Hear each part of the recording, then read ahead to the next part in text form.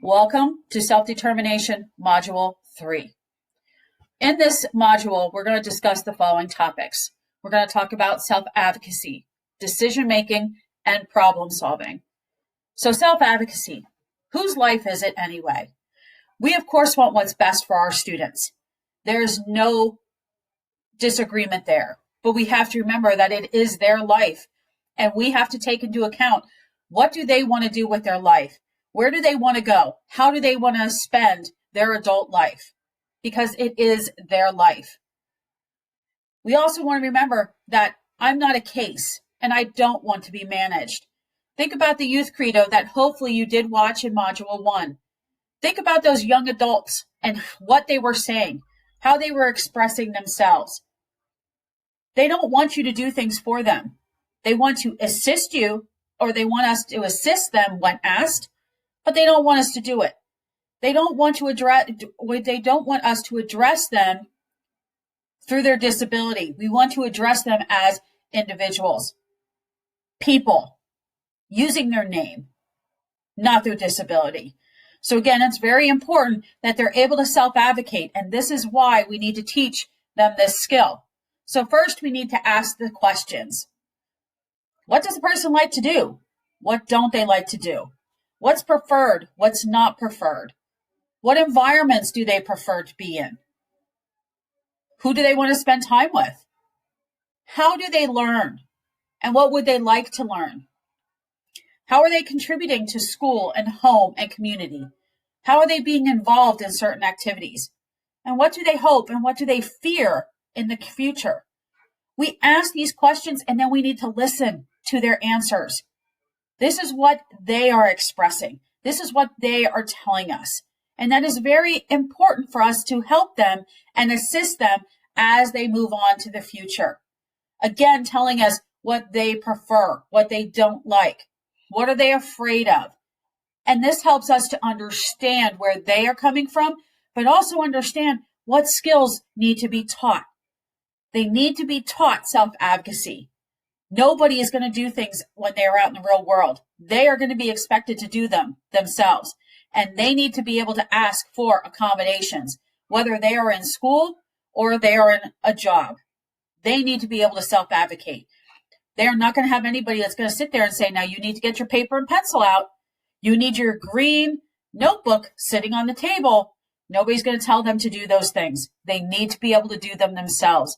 And again, if they need certain accommodations, they need to be able to self-advocate and ask for those accommodations. Do we have to make accommodations for communication? Of course we do. Everybody communicates in a different way, and for some of our students, they might use one of these forms. PECS, Picture Exchange Communication System. Maybe they're using pictures. Are they using the assistance of a friend or another staff member? Can they answer yes, no questions? Are they using some type of nonverbal communication, such as sign language? Are they able to determine or just demonstrate their preferences and make choices? Again, that is huge. If they have a different way of communicating, we need to be obligating and making sure that we're making those accommodations so they can communicate in the method that works for them. So knowing all of these things, now we move into informed decision making. Why is this so important? Because it directly relates to success in all environments. We all have choices. We all need to make decisions. And we have to use the information we have to make those decisions. So how do we teach decision making? By explicit instruction and guided practice. I do, we do, you do. Again, explicit instruction. We need to make sure that we're using that I do, we do, you do format. We might have to use visual strategies, checklists, picture schedules. We look at their daily routines. Maybe we have to make some decisions and make it into a written assignment. Again, what do we need to do and how are we going to teach it? And then we decide how are we going to make these and infuse this together in our daily routine and academic assignments. You can always ask for tax support if needed, but we want to make sure that decision making falls within their day, somewhere where they get the guided practice they need to make informed decisions. and this has to be explicitly taught. So as an adult, we have a days, weeks, months, years full of daily choices and major decisions. So are students learning needed skills? Are they getting the instruction they need? We make choices every day, and we have to be very flexible sometimes depending on the situation. We have problems, we have situations that arise, and we need to be flexible. We need to be able to make choices and do those choices on our own. So do we have to teach them how to use a visual to help them make those informed decisions? And making sure those opportunities for choice making increases by motivation, the quality of life, and behavioral momentum. Again, making those choices is a lifelong skill, and we have to be able to teach them that skill set. So when we're talking about the concepts of self-determination, we have to look at setting goals. That is the overarching. We need to set a goal. What do we want out of our life? Where are we going? Then we have to develop a plan. How am I going to meet that goal? Where am I going to go? Maybe I have to set short-term objectives to reach that goal. Then I manage that plan. Am I achieving each step? Am I working towards reaching my goal? And then I reflect and adjust. Do I need to reevaluate and maybe change some of my action plan steps?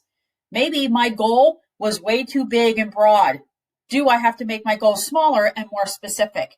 And then I start the process all over again. But this is a nice graphic to share with your kiddos because, again, it shows them how and what steps I need to do when I'm talking about self-determination. Now we go into problem solving. Problem solving is a lifelong skill. This is a higher order thinking skill. And why is it so important? A lot of our students lack the impulse control, and when a situation arises, they cannot control their impulses or their emotions, and they react. They just do whatever they think comes off the top of their head, and they react to a situation. And unfortunately, those reactions sometimes get us into trouble. So we need to make sure that we're teaching them, how do I problem solve? One of the ways you could use this is a problem of the day. Every day you give your students a problem. Then you give them an action plan or a chart. And here are some of the pieces of that chart.